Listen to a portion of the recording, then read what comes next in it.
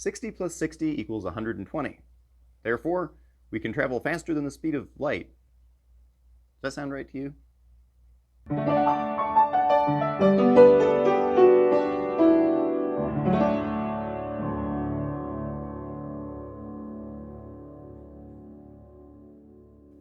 The first thing we're going to talk about is probably something you've heard of, the fact that nothing can travel faster than the speed of light. So there's this sort of rule in physics that you just can't travel faster than the speed of light. It's roughly 300,000 kilometers per second. It's really fast. It's actually 299,000 and some change. Nerd alert.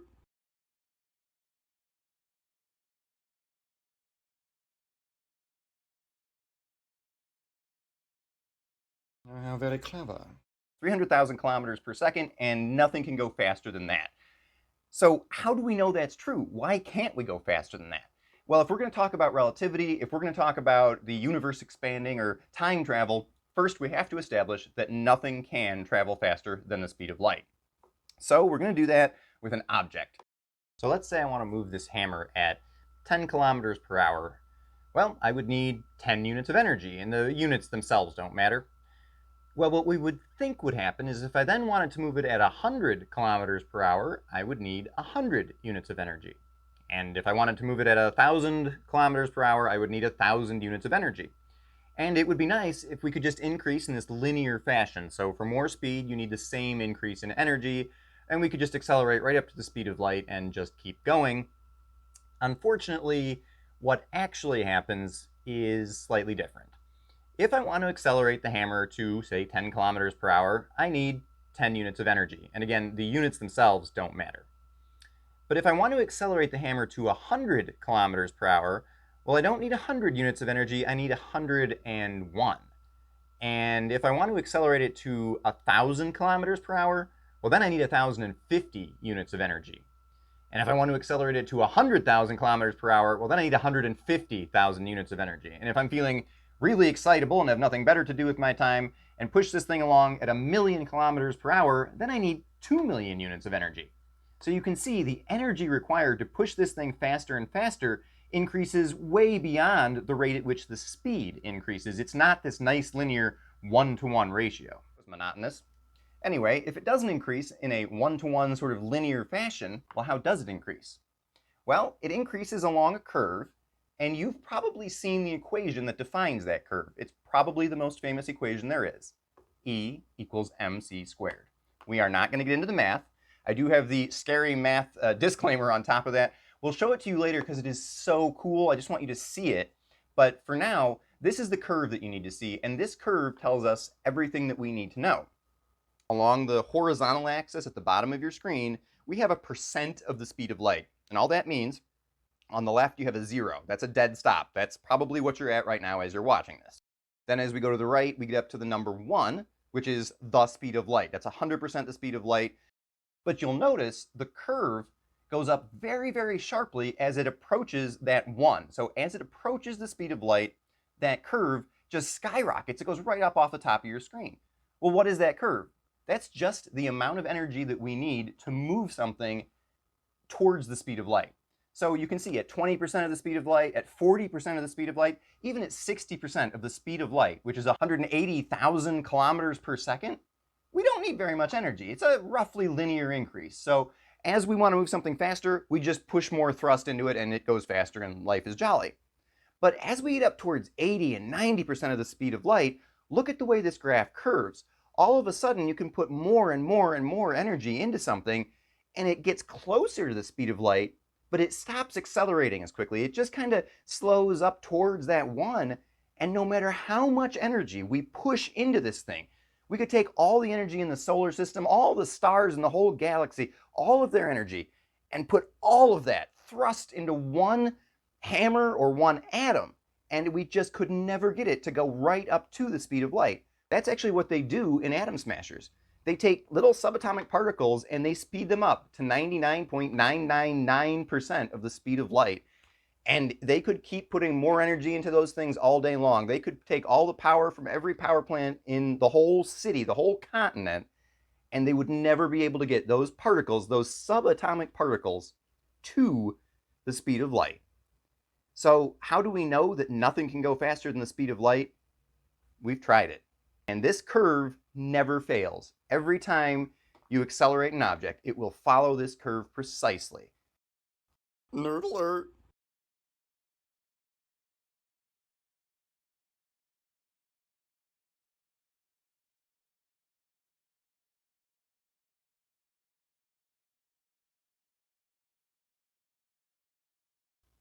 So we know that nothing can travel faster than the speed of light, but what do we do with that information? Three things. First, time travel. Second, we prove that the universe is expanding. And third, we navigate airplanes with great precision. So we'll start with time travel. I have here a small ball that's bouncing up and down between two flat surfaces. So it's covering this short vertical distance between the two mirrors, between the two flat surfaces, we'll get to mirrors in just a second, in exactly 1 second. Well, now I'm going to take the system that has the two flat surfaces and the ball between them and move it across the bottom of your screen. Well, clearly you can see it's traced out a much longer distance, but notice that it covered that longer distance in the same 1 second. It was going up and down between the two flat surfaces, and it also moved across the screen. So much greater distance, but still 1 second. And think about that from the ball's perspective. If it was sentient, what would it see? It just sees the two flat surfaces and it's going up and down between them. So the surfaces can move, the whole system moves about. It's kind of like if you were on an airplane, you can walk up and down the aisle of the airplane. You don't really notice that it's going 500 miles an hour. The same thing here. The ball's just bouncing up and down. We've moved the whole system over to the side. The ball has no awareness, so to speak, that it has covered a much greater distance. But we, being external observers, well, we can see that in order for that ball to have covered this much greater distance in the same 1 second, it must have been going a whole lot faster. And that's just basic speed. Speed is just distance divided by time. So if you're going 60 miles per hour, that's just 60 miles divided by 1 hour. Now, let's replace the ball with a particle of light. And remember, this light is always going to be going 300,000 kilometers per second. It's in a vacuum. So it's bouncing up and down between two mirrors, and it's doing so once per second, and it's going the speed of light, the way light tends to. So now we're going to move this system, the two mirrors and the photon, across the bottom of your screen. Well, look at that. It's traced out a longer path in the same 1 second. Well, what did we say with the ball? If it goes a greater distance in the same amount of time, obviously it's sped up. If you go 60 miles per hour, that's 60 miles in 1 hour. Well, if you go 90 miles in that same 1 hour, then obviously you got a speeding ticket. You went faster. The same thing is true, right, for the particle of light. I mean, it covered a greater distance, so it has to have gone faster. But that particle was already going 300,000 kilometers per second. It was already going at the speed of light. So it cannot have sped up. When it covered that greater diagonal distance, it still was going 300,000 kilometers per second. But it covered a greater distance in the same amount of time. The only possible explanation for this is that time slowed down. It covered that greater distance in 1 second. But to the rest of the universe, to everything besides those two mirrors and that particle of light, 20 seconds passed. Now that's a very difficult concept to wrap one's mind around, and that's because we normally think of time as a fixed object. It's just something that moves along in perfect, discrete intervals. We've all heard of atomic clocks, which we assume are just incredibly precise and can never fail. You might have a quartz wristwatch. You might have seen races where the winner was decided by a digital clock that was flashing by hundredths of a second so fast that you couldn't even see them discretely. But the truth is that time is elastic. Time is not fixed. It stretches out, and the intervals of time can get longer and longer and longer. And while that might seem abstract and difficult to really picture or visualize, it's easiest perhaps to simply stop thinking of time the way we currently do.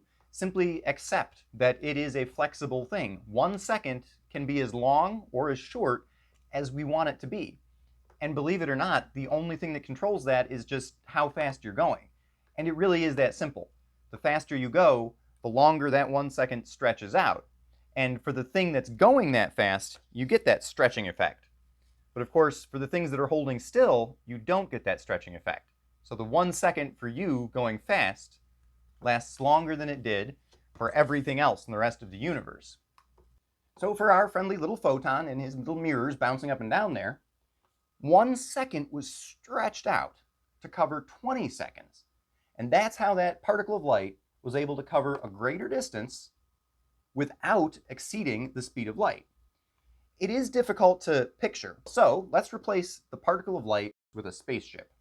We're going to speed up and go really fast. And instead of doing it for 1 second, we're going to do it for, say, a year. Well, after spending 1 year in our spaceship going almost the speed of light, we get out of our spaceship and discover that 500 years have passed for the rest of the universe. The curve that shows us how much time slows down with speed might look familiar. We'll let this guy take care of explaining the rest. Well, it increases along a curve, and you've probably seen the equation that defines that curve. But you'll notice the curve goes up very, very sharply as it approaches that 1. So as it approaches the speed of light, that curve just skyrockets. It goes right up off the top of your screen. Well, what is that curve? That's just how much time slows down as we move something towards the speed of light. So you can see at 20% of the speed of light, at 40% of the speed of light, even at 60% of the speed of light, which is 180,000 kilometers per second, time doesn't slow down very much. You can get going all the way up to half the speed of light, and the difference is very minor. A year for you might be a year and a few weeks, or even just a few days for the rest of the universe. But as we get up towards 80 and 90% of the speed of light, look at the way this graph curves. All of a sudden, as we start going faster and faster and faster, time slows way, way down. So by the time you get to 99% of the speed of light, a year for you will be several years for everyone else in the universe, and at 99.999% of the speed of light, 1 year for you will be half a millennium for external observers for the rest of the universe. When we think that nothing can travel faster than the speed of light, it strikes us as very odd that things are always traveling much faster than the speed of light.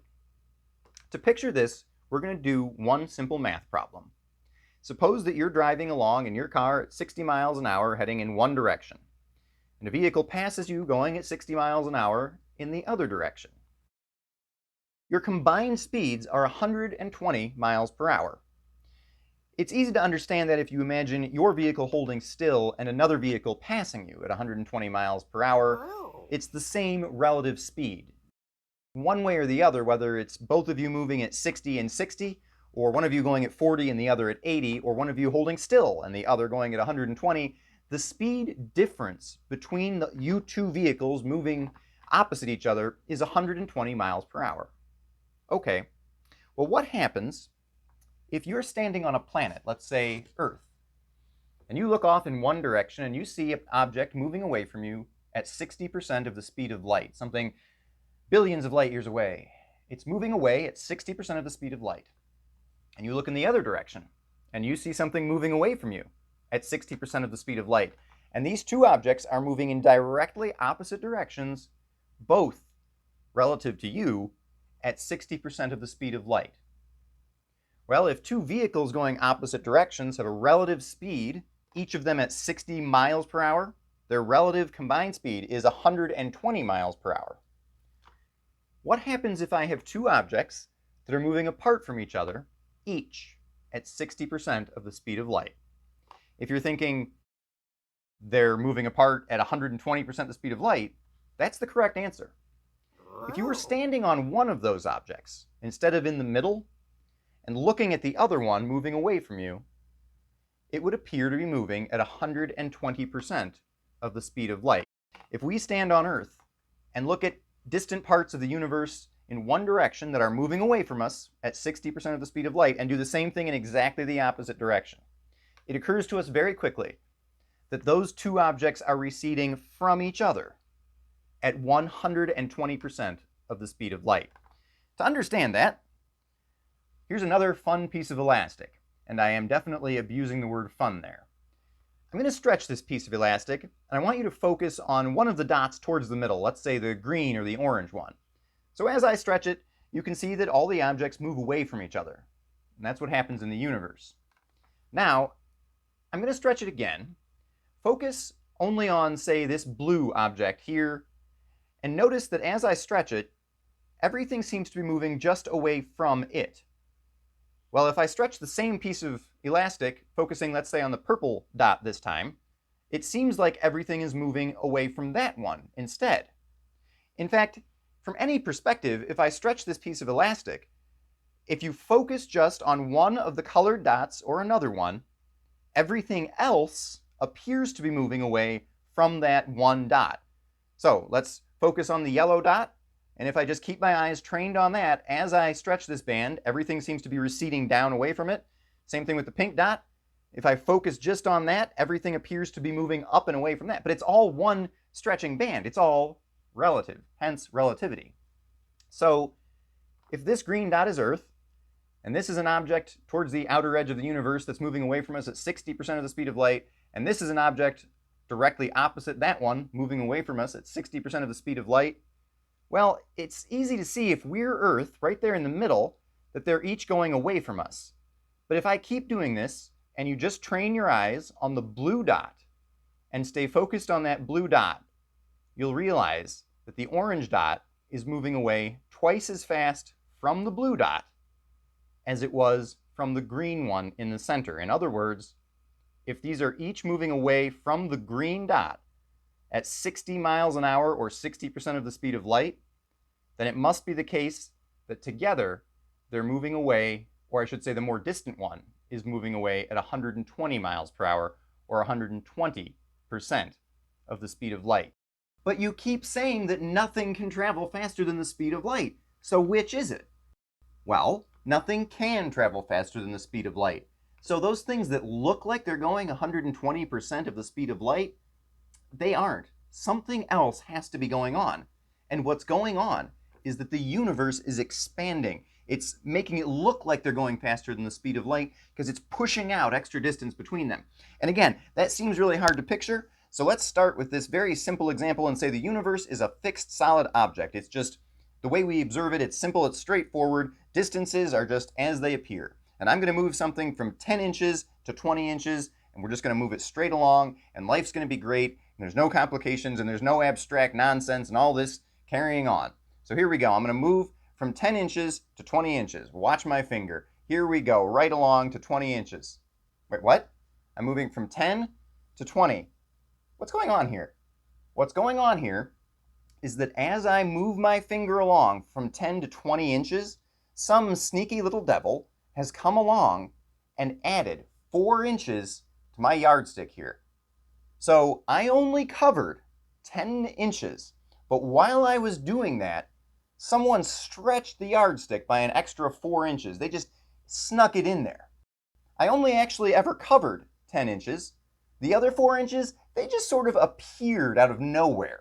And if you're thinking that sounds magical, that sounds bizarre, that's basically what astrophysicists are thinking. They call that dark energy. We don't really have a great explanation for it right now, and the hypotheses that are out there are basically science fiction. I mean, they're a little bit more concrete than that, but only a little.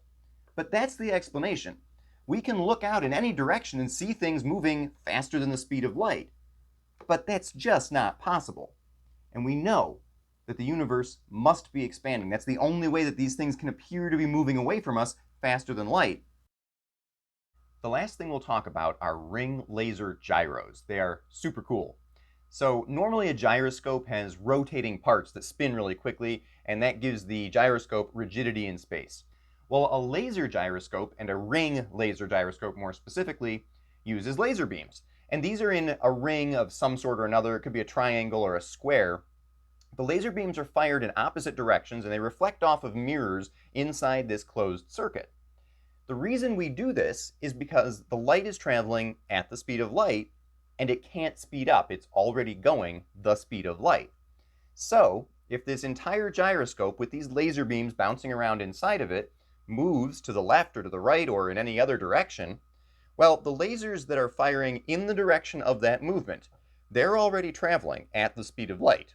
As a result, when the entire unit moves in that direction, that laser beam, that light, can't speed up. It can't move with the object the way that a person would in an airplane. So if you imagine yourself in the airplane and the airplane moves left or right, you simply go with it and it's no big deal.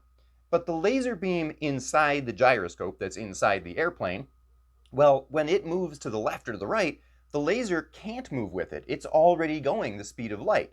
So there's a little bit of time dilation, which is what we were describing earlier with the stretching of time or the slowing down of time. The result of this is that these two light beams that are passing in opposite directions interact differently than they would if there was no time dilation. The easiest way to explain this is to think of light as traveling in a wave-like pattern. And just like waves on the ocean, they just undulate up and down, and move across. If you might picture, say, dropping two rocks into a body of water, you can calculate and predict how the waves coming from those two rocks will interact when they meet. Similarly, with the opposing lasers in a ring laser gyroscope, we can calculate and very easily predict and model what will happen when the two light waves going in opposite directions meet each other. The cool thing is, when the gyroscope moves, because these are waves of light, they can't speed up, they can't move with the gyroscope. And as a result, the shape of those waves changes. And all of a sudden, instead of having two identical waves meeting each other, we have two waves, one of which has been altered, meeting each other. And that produces a different light signature. It produces a measurable, detectable difference in the light of these laser beams. And by simply measuring how that light is changed and what it looks like, so to speak, we can calculate how much the entire device has moved. So what's happening is that the light is moving along in this ring laser gyroscope. It's just going through what's basically a tunnel, and that whole tunnel or tube has been moved in one direction or the other. Well, that causes the light that's going through it to have to cover a greater distance, the distance from one end of the tunnel to the other, plus the distance that the whole thing is moved, but it has to cover it in the same amount of time as it did when the thing was holding still. And as discussed earlier, it can't speed up, which means time has to slow down. 1 second or 1 microsecond has to last a whole lot longer. So the light waves themselves have to change shape. They have to undergo time dilation or space compaction is the other version there. We won't go into that. But one way or the other, the fact that light cannot speed up, that nothing can go faster than the speed of light, means that if you take something that's got light moving through it and move it, well, that light is going to experience relativity. It's going to experience time dilation. Now, your two identical lasers that are meeting in the middle, and we can calculate what's going to happen when these two light waves meet each other, well, it's going to look different because one of these waves of light has been compacted, it's been changed by relativity. And that produces a different interaction between the two light waves. And we can simply look at that and say, if that interaction looks like X, then that means that the airplane has moved a certain amount in this direction or a certain amount in that direction. Using that technology, we're able to measure and record the movements of aircraft or submarines or anything else with incredible precision and with no external references. So we don't need to be able to see the horizon, we don't need to be able to see the stars, we don't need satellites or radar or radio signals coming up from the ground, we don't need anything from the external world at all. Buried deep in the heart of every commercial airliner and in submarines and in so much other technology, there's simply a gizmo that's got a couple laser beams that are firing in opposite directions around a couple little mirrors.